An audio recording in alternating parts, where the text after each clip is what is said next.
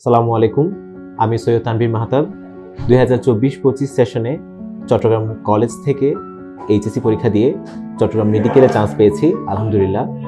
আমার শুরু থেকেই জার্নিটা একটু প্রতিকূল ছিল। এসএসসি পরীক্ষা দেওয়ার পর যখন আব্বু চলে যায়, আমার আব্বু চট্টগ্রাম মেডিকেলে চিকিৎসাধীন অবস্থায় ছিল। আমার ইন্টার লাইফ শুরুর আগেও ওনার একটা স্বপ্ন আমাকে বলে যেতে পেরেছিলেন যে আমি ইনশাল্লাহ যেন সরকারিভাবে চট্টগ্রাম মেডিকেলে চান্স পেতে পারি। ওনার কাছে বেসরকারিতে পড়ানোর সামর্থ্য নেই, তাই আমাকে ওনার এই স্বপ্ন যেন পূরণ করার তৌফিক আল্লাহর কাছে দেয়, উনি দোয়া করে গিয়েছিলেন আমার জন্য। দুর্ভাগ্যবশত আব্বু চলে যায় এবং আমার এইচএসসির ফার্স্ট এবং সেকেন্ড ইয়ার এই সময়টাতে আমি অনেক প্রতিকূলতার সাথে, আমার কোনো ভাই বোন নেই, তো একলা আম্মুকে নিয়ে আমি চট্টগ্রাম শহরে লেখাপড়া করি এবং আমার মাথায় একটাই চিন্তা ঘোরাফেরা করতো যে আমাকে এই মেডিকেলের টিকার জন্য অনেক পরিশ্রম করতে হবে, সেটা যেভাবে হোক আমি সেটা জানবো কীভাবে করতে হয়, যার কাছে যেতে হয় যাব এবং আমি সেটা ফুলফিল করে ইনশাল্লাহ আমার স্বপ্ন পূরণের চেষ্টা করব। স্বাভাবিকভাবেই আব্বু চলে যায় আমার এসএসসির রেজাল্টের 10-12 দিন আগে, তাই আমার ইন্টার ফার্স্ট ইয়ারে যখন আমি পড়ালেখা শুরু করতে যাই আমার অনেকগুলো ব্রেক থ্রু একসাথে আসে এবং ওই বছরটাতে শুরুর দিকে আমার পড়ালেখার গতি খুব বেশি ভালো ছিল না। আমি যাদের কাছে সাবজেক্ট ওয়াইজ কোচিং করেছি আমাকে অনেক সহযোগিতা করেছে এবং আমাকে সেই নিম্ন স্তর থেকে উপরে যাওয়ার জন্য অনেক অনুপ্রেরণা দিয়েছে। আমি অনেকে সাহায্য করেছে অনেকভাবে, তাদের কাছে কৃতজ্ঞ।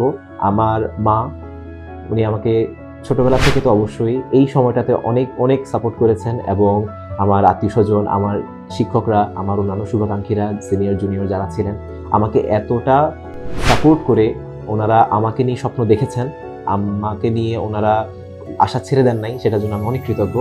আর রিজভী স্যারের সাথে আমার দেখা হয় আমি যখন এইচএসসি বায়োলজির জন্য সিদ্ধান্ত নিচ্ছি প্রথম বর্ষে ফার্স্ট ইয়ারের সময়। আমি ওনার একটা ওরিয়েন্টেশন ক্লাস করি, সেই ক্লাসে আমি বুঝি যে না, আমি যার সাথে আমার বায়োলজি এবং পরবর্তীতে মেডিকেলের স্বপ্নটাকে আঁকড়ে ধরার চেষ্টা করব, ওনাকে আমার খুব ঘরোয়া পরিবেশে খুব আদরের সাথে, শাসনের সাথে আমাকে বোঝাবেন, আমাকে গাইডলাইন দিবেন, এমন কেউ একজন মানুষ হচ্ছেন রিজভী স্যার। আলহামদুলিল্লাহ আমার চয়েস অবশ্যই ভালো ছিল, সঠিক ছিল এবং আমি সেই লক্ষ্যে অগ্রসর হওয়ার জন্য যা যা প্রয়োজন সবসময় এটা উনি আমাকে প্রোভাইড করতে পেরেছেন আলহামদুলিল্লাহ।